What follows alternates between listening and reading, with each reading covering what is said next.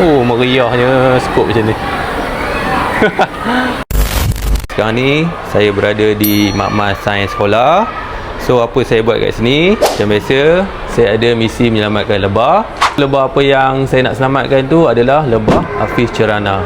Apis cerana ni dia baru nak bersarang. Sarang dia maybe masih kecil lagi lah. Itu andaian saya. So macam mana pun kejap lagi kita akan tengok lah sama ada sarang dia masih besar ataupun masih kecil. Kita ada penonton kat sana. Okay, lambai sikit. Okey, ramai penonton. Itu semua muka-muka nak MC. Okey, so macam biasa saya akan asapkan lebah ni. Kita je asap nipis saja, tak perlu tebal sangat. Betul jagaan saya yang mana sarang ni baru lagi dibuat. Nampak dia baru ada satu kom saja. Okey, so kita dah patahkan.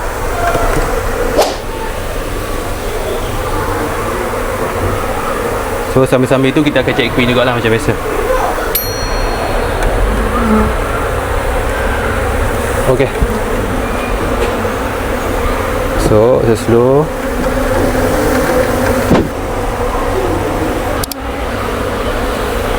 Kalau kita tengok dekat dalam ni dah boleh dikatakan clear jugalah. So dia jadi masalah kat sini yang mana lebah ni dia bertumpang kat sini pula. Okay, dah main eh? Tadi kita dekat dalam, tiba-tiba dekat luar pula. Kenapa? Adalah disebabkan lebah yang daripada dalam tu dia dah keluar.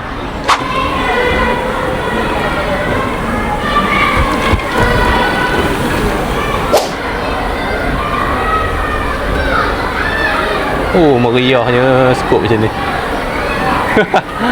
Okey. Oh, alright. Okey, masuk.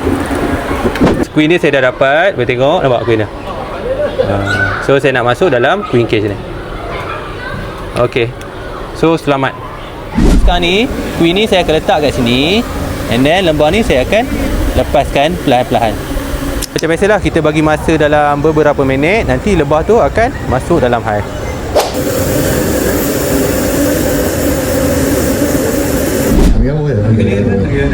Asrul jangan tu satu gelai. Okay, ready. 1, 2, 3. Satu lagi 1, 2, 3.